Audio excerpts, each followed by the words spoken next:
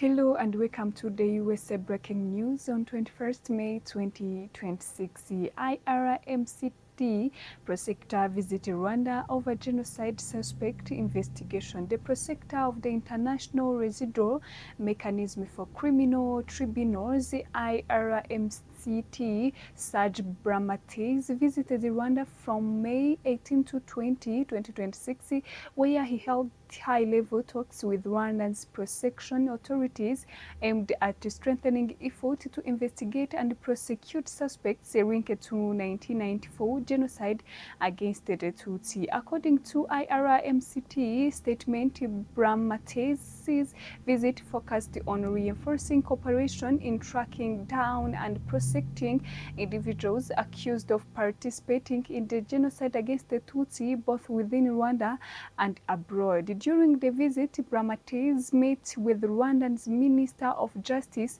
Emmanuel Ugirashebuja, Minister of Foreign Affairs, Olivier Nduhungirehe, Prosecutor General Angelique Habyarimana, and the Director General of National Identification Agency, Josephine Mukesha. The statement noted that the Rwandan authorities reaffirmed their support for the work of the IRMCT prosecutor offices, emphasizing that thousands of the genocide suspects in Rwanda and across the world still need to be investigated and brought to justice. Discussion also centered on ongoing cooperation between Rwanda and the IRMCT in relocating fugitives accused of genocide crimes, accelerating investigation, and supporting Rwanda's prosecution efforts in genocide-related cases.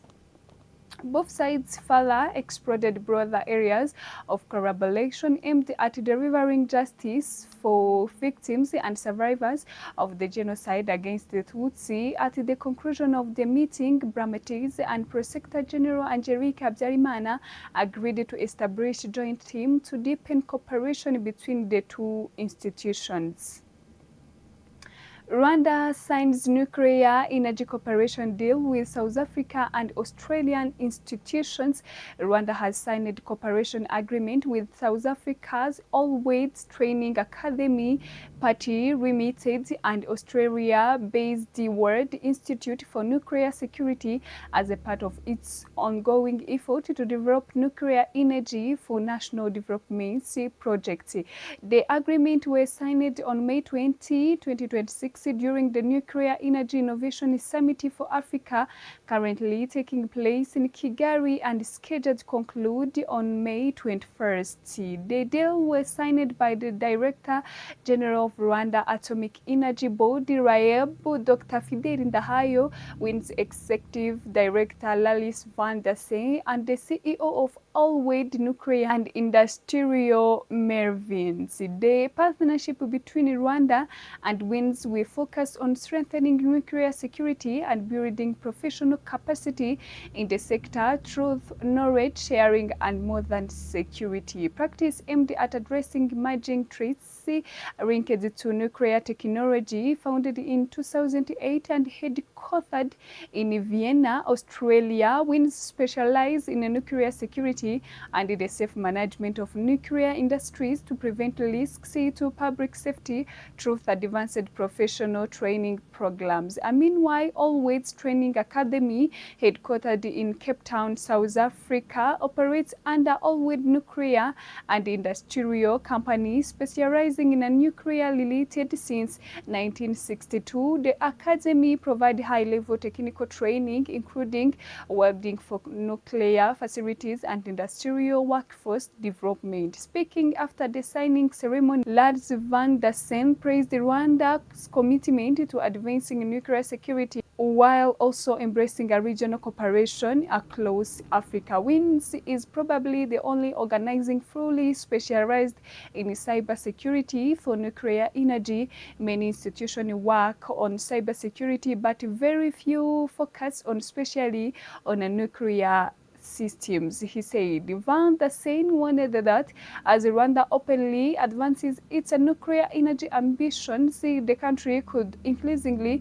become target of cyber attacks, stressing the need for constant preparedness and a strong security system. He added that WINS has been conducting nuclear security training programs in countries including the United Kingdom and plans a similar session in the Netherlands and Belgium next month, with Rwanda also expected to benefit in near future. Melvin of Allowed Nuclear and Industrial said the agreement followed productive discussion with RAEB and highlighted the company's mission of empowering Africans with a nuclear energy expertise. Our goal is to train Africans. We are proud to see Africans gaining knowledge in nuclear energy, and we are committed to supporting Rwanda in advancing in this field, the Fisher stated. The Fisher is also expected to engage with a student at Rwanda's technical and vocational education institution, which are among the key beneficiaries of the partnership. RAEB Director General Fidel Ndahayo said the agreement demonstrates shared commitment to promoting the peaceful and secure use of nuclear technology in Rwanda and across Africa. As Rwanda accelerates its journey towards using a nuclear energy in a different sector, security remains essential. It builds public trust and protects both citizens and the environment, as he said. Dr. Ndahayo further noted that the cooperation with WINS will include developing security guidelines, strengthening cybersecurity system, and enhancing nuclear safety framework. He also emphasized the importance of workforce, explaining that more than 17% of jobs created in a nuclear power plants projects are typically filled by technicians rather than university graduates. These agreements are very important because they will help to develop skilled technicians not only for nuclear energy projects but also for other industrial sector. Rwanda is targeting the establishment of its first nuclear power plants by 2030 as a part of its long-term energy strategy by 2015. The country aims to generate 1,500 megawatts of electricity from a nuclear energy. Currently, South Africa remains the only African nation operating a nuclear power plant through the Kaobek nuclear power station, which produces approximately 1.94 gigawatts of electricity. Russia and China signed over 20 agreements after Putin-Xi talk in Beijing. Vladimir Putin has concluded an official working visit to China, where he held high-level talks with Chinese President Xi Jinping, resulting in the signing of more than 20 cooperation agreements covering trade, technology, and global governance. Putin's visit comes shortly after China's hosted Donald Trump, highlighting Beijing glowing diplomatic engagement with the major world powers. The Russian leader was welcomed with a full state honor, with Chinese officials describing him as a close and trusted ally of Xi Jinping. During the talks, Russia and China signed multiple agreements aimed at strengthening bilateral cooperation in diplomacy, innovation, and strategic developments. Both nations also reaffirmed support for polar world order, a global governance approach, advocating for international decisions making to be shared among several major powers rather than dominated by a single country. The concept is often promoted by Moscow and Beijing as a challenge to what they describe as excessive Western influence in global affairs. On the issue of the Strait of Hormuz, both countries called on the international community to avoid actions that could disrupt global trade and economic stability. The two leaders further agreed to prioritize practical and goal-oriented cooperation within international governance system. Despite reaching broad agreement across several sectors, reports indicated that both sides failed to finalize cooperation on the proposed power of Siberia to natural gases pipeline. Although negotiations were described as promising, The planned pipelines is expected to transport at least 15 billion cubic meters of natural gas annually from Russia's Yama region to China through Mongolia. Based on China's 2025 gas consumption figure, the pipeline's projected supply would account for approximately 12% of the country's annual natural gases usage.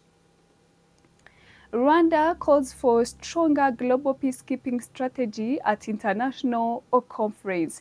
Olivier Nduhungirehe has called for stronger, more preventive and comprehensive approaches to peacekeeping operations as global security threats continue to evolve. The remarks were delivered during the second ministerial conference on peacekeeping in Francophonie environment held in Rabat on May 20, 2026, where Rwanda joined member states and partners of the Organization International de la Francophonie. Speaking at the conference, Minister Nduhungirehe warned that modern peacekeeping missions are now operating in increasingly complex environment characterized by asymmetric warfare, armed group, mercenary activities, and the rapid speed of disinformation and hate speech through a digital platform. He stressed that hate speech and manipulated information often serve as a warning sign or before mass atrocities and genocide occur, adding that misinformation strengthens civilian protection and weakens the credibility and effectiveness of peacekeeping operations. The minister emphasized that peacekeeping missions should not be treated as isolated intervention, but instead be integrated into broader political strategies aimed at addressing the root cause of the conflicts. The proposed comprehensive conflict management framework built around the three key pillars: conflict prevention, peacekeeping, and peace building. Minister Nduhungirehe also urged strong African-led conflict prevention mechanism, including improved early warning system and support for the African Union's panel of the wise to help detect and prevent crises before they escalate. Reaffirming Rwanda's role in international peacekeeping, he noted that Rwanda remains the leading Francophonie contributors of troops to United Nations peacekeeping missions. The minister further highlighted the growing role of emerging technologies such as artificial intelligence in improving coordination, transparency, and operational effectiveness in a peace operation, while underscoring the importance of respecting international humanitarian law and accountability standards. He also praised the Organization Internationale de la Francophonie for supporting peacekeeping in operations through language training and improved interoperability among peacekeeping contingents operating in Francophonie environment. The conference brought together ministers, diplomats, defense officials, and international partners to discuss involving peacekeeping challenges and strategies to strengthen operational effectiveness in French-speaking regions. Thank you for watching.